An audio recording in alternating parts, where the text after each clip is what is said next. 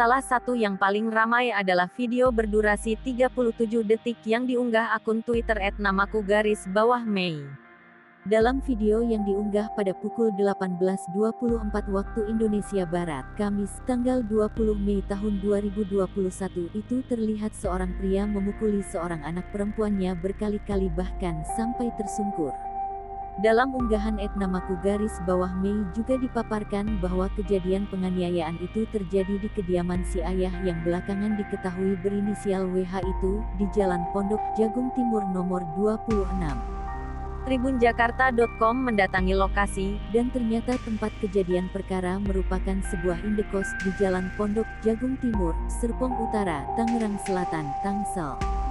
Sekira pukul 21 waktu Indonesia Barat, aparat sudah berkumpul di depan indekos tempat tinggal WH. Pukul 21.30 waktu Indonesia Barat, WH kembali ke indekos dan langsung diringkus aparat yang sudah menunggu. Leher WH dipiting aparat sambil dibawa masuk ke dalam mobil.